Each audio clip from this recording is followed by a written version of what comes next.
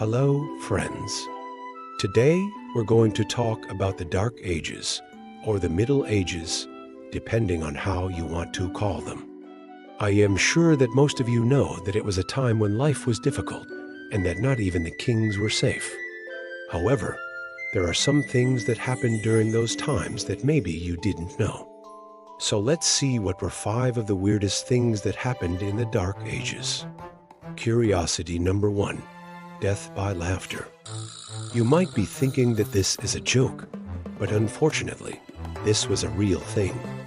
In the Middle Ages, people would go to taverns and they would hire comedians.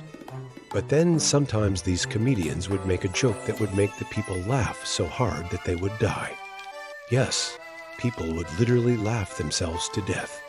The reason for this was because people had very weak hearts back then, and their general health was not that good either. So if you made them laugh too much, well, you could kill them. It sounds crazy, but the records exist. One of the first cases of someone dying from laughing too much was recorded in 1275, and this guy wasn't even at a tavern. He was just watching some jugglers outside of a church. And although he wasn't drinking, he laughed so hard that he fell down and died. Another case was recorded in 1349, and this one was the worst. This was during the Black Death pandemic, and a lot of people were already dying left and right. But then a comedian went around performing in front of people who were quarantined. His specialty was making jokes about the Black Death, and he was pretty funny too. So people started to laugh uncontrollably. But soon after, they started feeling pains in their chests, and many of them ended up dying. After that, authorities tried to ban comedians from making jokes about the plague, but no one took them seriously. Curiosity number 2, the dreaded Krakatoa. Krakatoa is an Indonesian volcano that is famous for its eruption in 1883, which was one of the deadliest natural disasters in history. But did you know that it also erupted during the Dark Ages? Well, it did, and it caused such a disaster that some historians believe it may have been the cause of the Black Death pandemic. In 136, Krakatoa erupted for 3 days straight. The explosion was so big that it was heard 2,000 miles away. Ash fell over India and China, and the tsunami caused by the eruption reached the shores of Africa and Europe.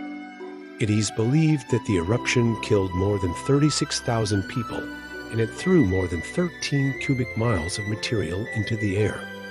So why do some historians blame this event for the Black Death?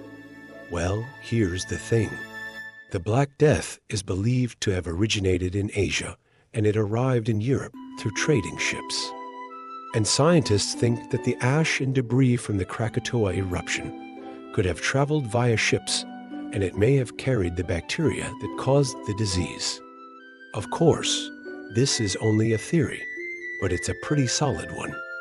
But regardless of whether Krakatoa caused the Black Death or not, it was definitely responsible for a lot of deaths. Curiosity number 3, Civil War in England. Yes, during the Dark Ages, England had a civil war, and it was pretty brutal. It was known as the Anarchy, and it lasted from 1135 to 1154. So who was fighting whom? Well, basically everyone was fighting everyone. When King Henry I died, his son, Emperor Henry, inherited the throne. But the nobles wanted his daughter, Empress Matilda, to be the one in charge. So both of them were trying to take control of the country.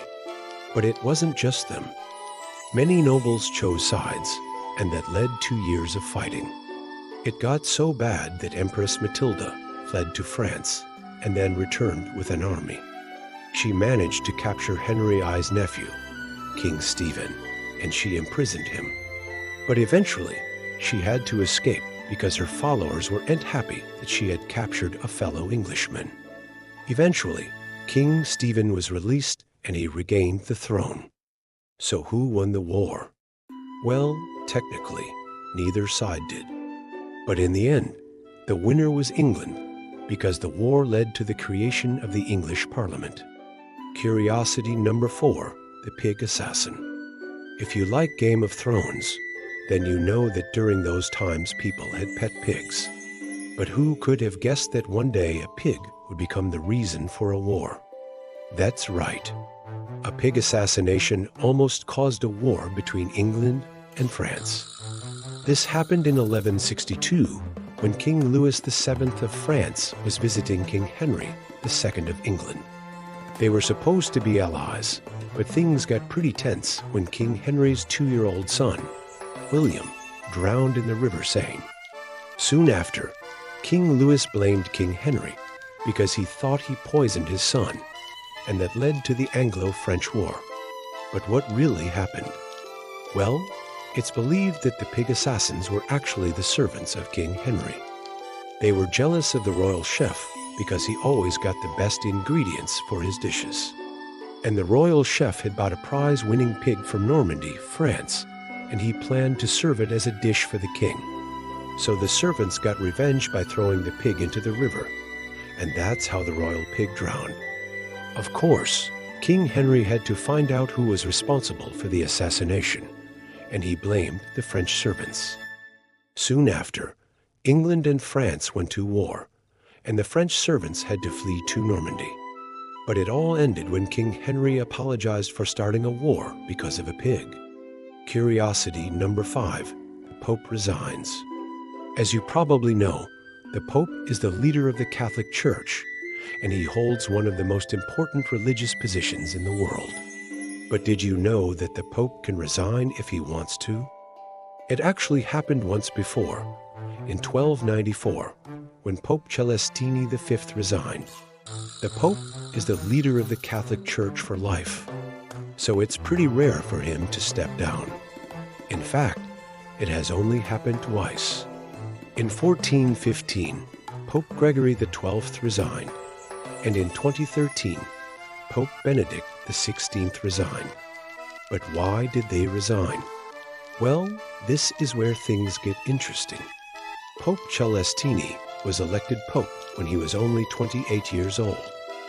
He was chosen by the people of Naples, but soon after he regretted his decision. He tried to resign, but no one accepted his resignation. Then he fled to Sicily, and there he lived in disguise for the rest of his life.